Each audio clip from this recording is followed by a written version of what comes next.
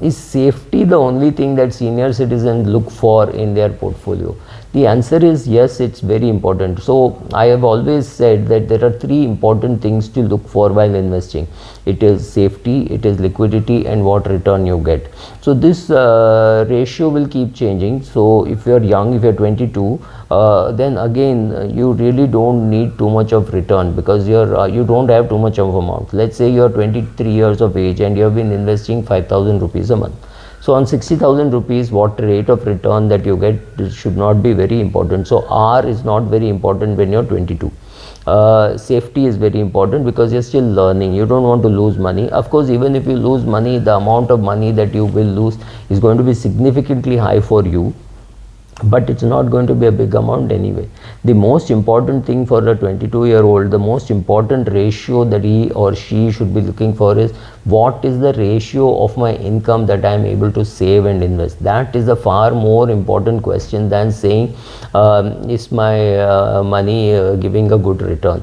But as time goes by, there are three things. As you get older, maybe 50 plus, or maybe 50 plus, you're definitely looking for return, because now your corpus has grown. Maybe it is 4 crores corpus or 5 crores corpus. Return is important.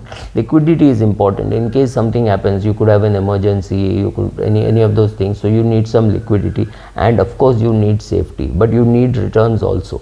What happens when you're 70, 75 plus? Now the same SL and R. First you need liquidity, right? It's very important that you need liquidity, not with all your money, but for a big portion of your money, because medical emergency is not covered by insurance.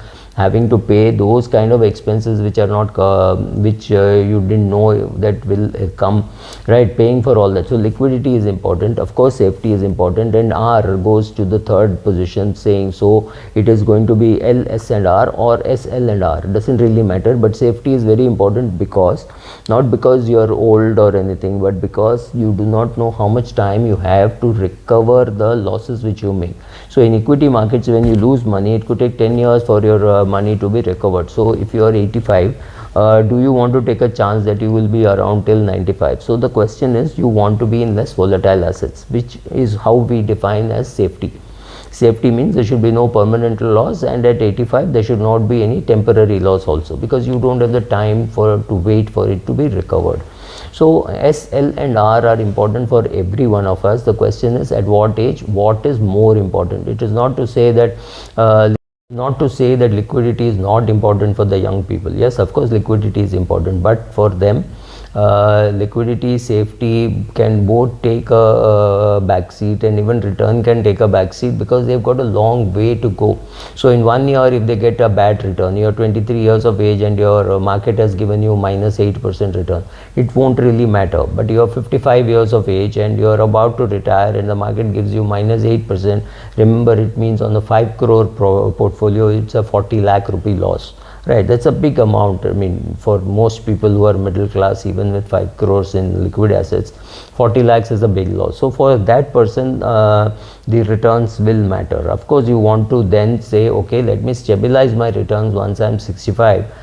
Some portion of my assets can be volatile, but a big portion of my assets should be in non-volatile assets, because I don't have time to recover, right? So S, L and R, you choose what is very important for you, because you cannot get everything in every asset. You cannot, the safety and liquidity of a savings bank account can hardly be met by any investment, but there is no return, right? So you get good decent return in PPF.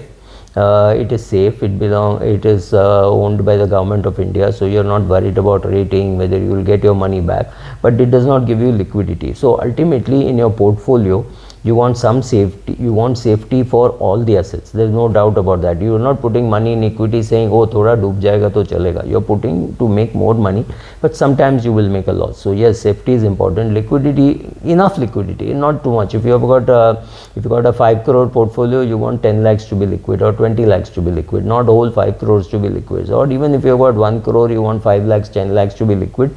If your parents are dependent on you, maybe 20 lakhs to be liquid. But if you are dependent on on your parents, then you may not want so much liquidity, you may depend on your credit card for liquidity, right?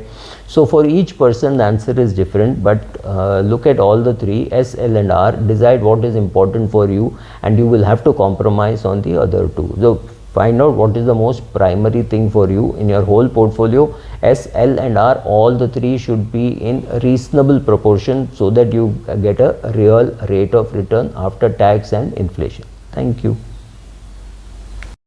If getting regular income is the goal for which you are investing, then it is important for you to keep your money in assets which are also liquid a little bit, right? So you want returns, so something like a bank fixed deposit is a good place to keep your money. Something like a ultra short bond fund is a good place to keep your money. Money market mutual fund is a good place to keep your money.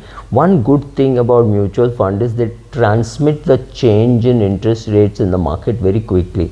So today in the money market fund or in a liquid fund, you can get something like 5.5%, 6%, whereas in a bank fixed deposit, say in a savings bank account, I found that my bank pays 2% return, 2% interest. This is what they pay. That's it. Take it or leave it, right?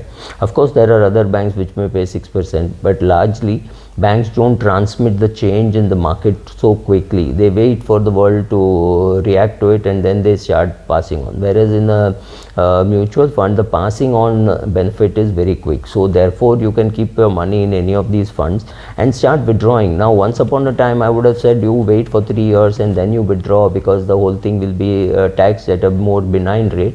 That advantage is gone.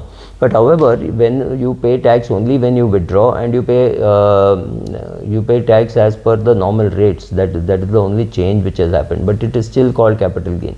So if you have, let's say, a 2 lakh capital loss in the equity market, all the money that you withdraw from a mutual fund for your expenses, say you withdrew 3 lakhs or 4 lakhs of money from mutual fund, out of which some 3 lakhs was your own money and 1 lakh was capital gain.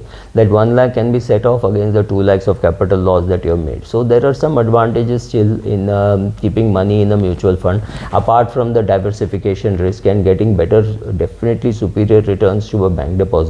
Of course, there is another advantage of there being no TDS, and the mutual fund house will send you a statement showing this is the capital gains that you have made. Obviously, you have to check it out because sometimes they may not be 100% accurate.